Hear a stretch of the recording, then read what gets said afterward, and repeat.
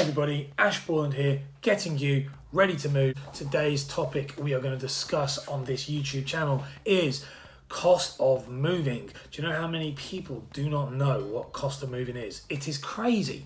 Now, when you buy a house, there will be lots of other costs involved.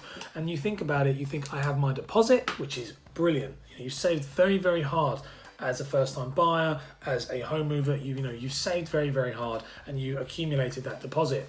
Maybe in a Help to Buy ISA, maybe through equity, maybe you've overpaid on your current mortgage, maybe there's loads of different things you've done. The amount of people who don't realise that there are other costs involved. Now, I will break down these costs for you in this video, and we will talk a little bit about it. Now, these costs always vary because they are dependent on the house you buy, the stamp duty level that you pay, the lot. So I'll just do a brief overview so that you understand exactly what it is you can expect. And if you have any questions, please feel free to message me direct and I'm more than happy to help. The first one we have, okay, is stamp duty. Stamp duty is the biggest one. You would have heard it absolutely everywhere and everybody talks about it and nobody likes paying it. You have to factor stamp duty in depending on your situation, and there will be multiple different options at this point, because if you are a first-time buyer, you do not pay stamp duty up to 300,000. So you won't have any stamp duty to pay if you're a first-time buyer. So that's really, really good. If you're a home mover and you don't have another property, an additional property in the background, then you will just pay the standard stamp duty rates, which you can find on any stamp duty calculator.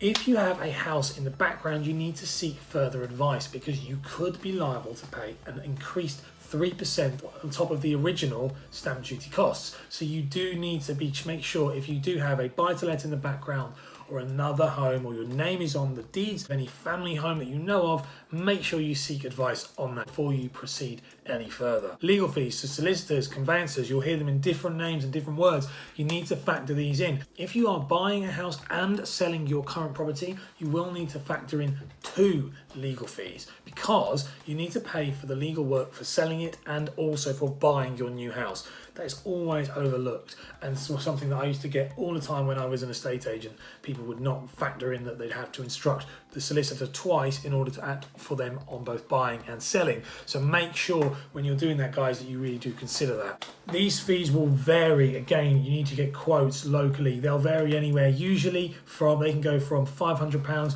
all the way up to £1,500, depending on the quality of the solicitor you want to use. Some will also have no sale, no fee. Some will charge by the hour. So you need to make sure you know what type of solicitor you want or type of conveyancer you want, and also how much you're willing to spend. One thing I would point out throughout the whole of this, and I will keep banging this through, is that price is only an issue in the absence of value, and you need to make sure that sometimes the cheapest is not always the best. So when buying a house, the last thing you want to do is think, oh gosh, I wish I'd spent that extra £150, £200 on that conveyancer or that mortgage broker because the house fell through. So you just need to make sure throughout the whole thing with this, buying a house is a very cost and expensive thing to do, guys. So just make sure you bear that in mind. Surveys, okay? There are a couple of types of surveys. The ones you might hear is a home buyer report, a mortgage valuation report, and a full structural report. Each one has its merits.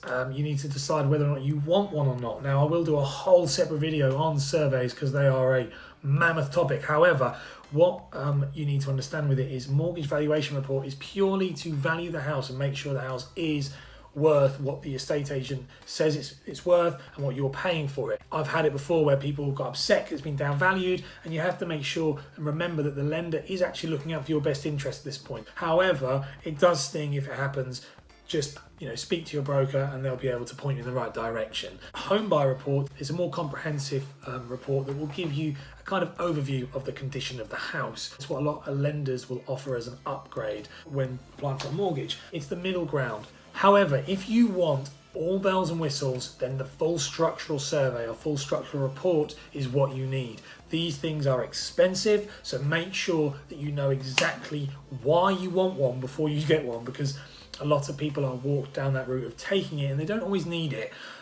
However, certain situations in certain houses, you may have to get it. So if a house, for example, may have subsidence or heave, then if it does, then you might find that a lender will require a full structural survey, and that will be at your cost. So you need to make sure that you factor these in if you like a house with one of those things. Removal costs. Now this one is the bane of my life. When I was an estate agent and a broker, actually, as a broker, the amount of times people go, how much is it going to cost me for removals? And the honest answer is, I don't have a clue.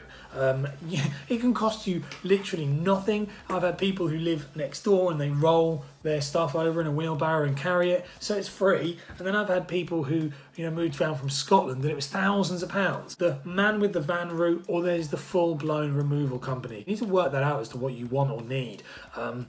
This one is, I'm going to be honest with you, you can do whatever you want with this, but it can get very expensive if you are starting to move.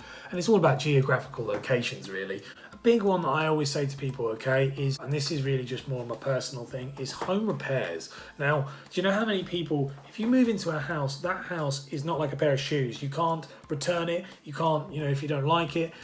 If it breaks, you have to fix it. And it's a bit like buying a new car. When you buy a new car, it is not your damage done to it, it's somebody else's. However, in a year's time, it's your damage. So you know the ins and outs of that car. And it'll be very similar with a house. When you buy a house, you don't know if that boiler is going to break. You don't know. You don't know if the floor is going to be damaged. You don't know if the walls are going to be damaged. You don't know if there's going to be a leak. And I really would say I say to all my clients and anybody who's listening here, I would factor some money in personally, because what you don't want to do is move into a house, things go wrong, and you all of a sudden put yourself in financial stress, because that is not something that's good to do.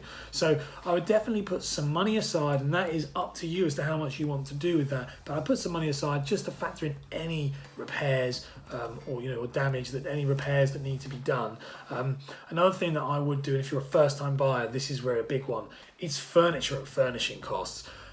When I moved into my house, we did it on a shoestring budget and it still cost $5,000. So you still need to think that's just kitting it out with IKEA. If you are a home mover, you have your furniture anyway. So that cost is already done, but this is a first time buyer one, that it will cost a lot of money. And you do need to be able to furnish that house, because you do not want to be living in an empty box. So put some money aside as well for that.